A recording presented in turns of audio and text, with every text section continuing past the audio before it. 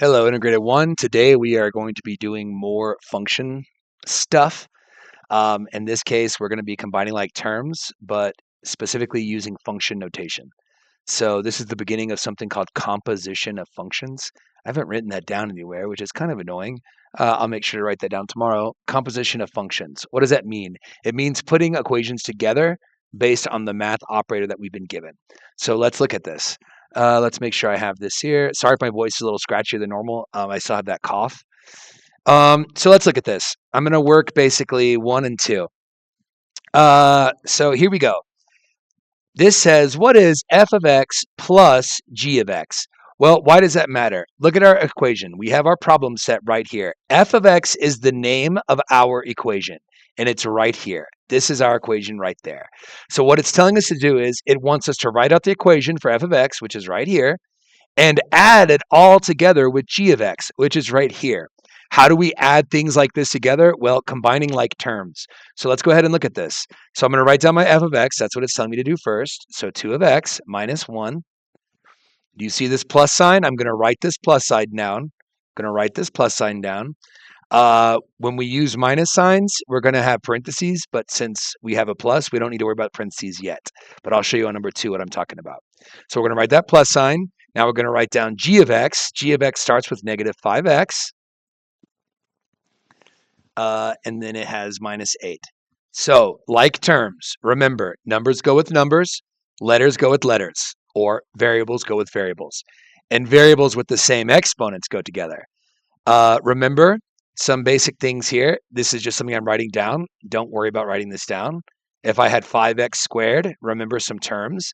The 2 is an exponent. Remember that. That's called an exponent. Exponent.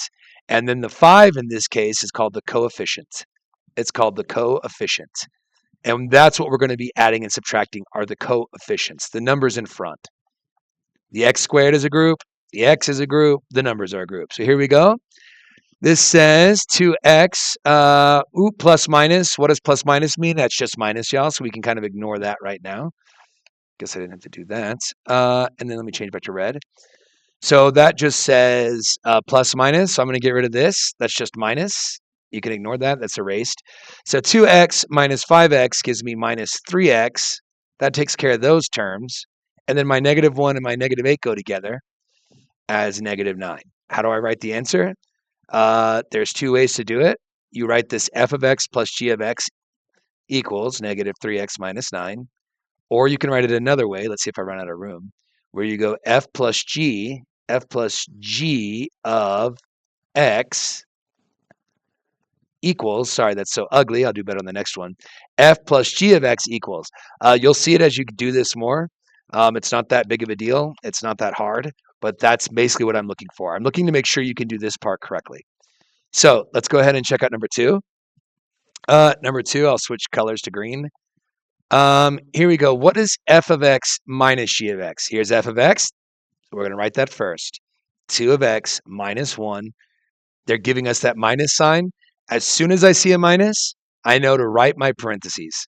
What is my g of x? Negative 5x minus 8. Negative 5x minus 8. Awesome. Now I have to do all this. Remember, there's an invisible number in front. When it's just negative with parentheses, there's technically an invisible 1. There's technically an invisible 1 right there. So what do I have to do? I have to distribute. Negative 1 times negative 5x. And then I have to do it again. Negative 1 times negative 8. We've done this before. Don't freak out. Just remember, we're just multiplying. Distribution means multiplying. So we have 2x. Oh, I got to switch to green. We have 2x minus 1. Nothing changed there. Minus times minus gives me positive 5x. And then again, follow the blue. Minus 1 times negative 8 ends up being positive 8. So now we've done our distribution. Parentheses are gone. Once you distribute, you can drop the parentheses. Now we group again. So it's going to end up being 2 x's. There's the x's together. That's going to be 7x together. Positive 2, positive 5. And then negative 1 and positive 8 gives me positive 7. So the full answer is for f of x minus g of x equals 7x plus 7. I'll go ahead and work number 3. Yeah, I'll do number 3 just to make this where y'all can see what's going on. I'll do number 4 because it's harder. Here we go.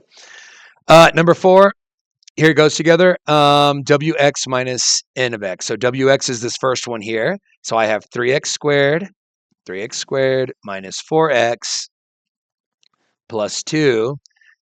Ooh, that's a sad 2. Plus 2. And then we're going to minus, check out that minus right there, minus. The minus should tell you parentheses. And we're going to put in n of x, which is negative 5x squared plus 7x minus 8. So now you're going to distribute again. Remember that invisible 1 right here. So negative times negative, and then a negative right here times positive. Then one more time. Remember, distribute all 3 places.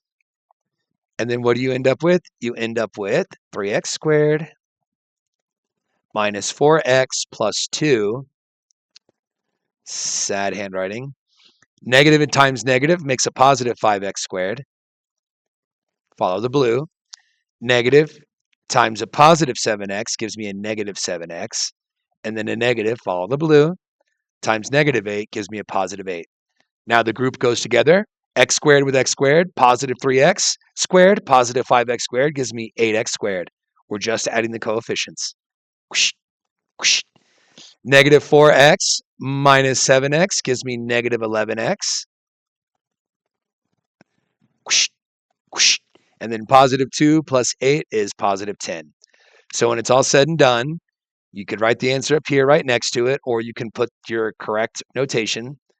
W minus n of x, it looks weird, right? It's just telling you what to do, equals this garbage right here. That's it. I think it's pretty straightforward. It's the last skill we need for Unit 4. You've done this at the beginning of the school year. It just looks a little different because we're adding function notation. All right, guys, that's it for today.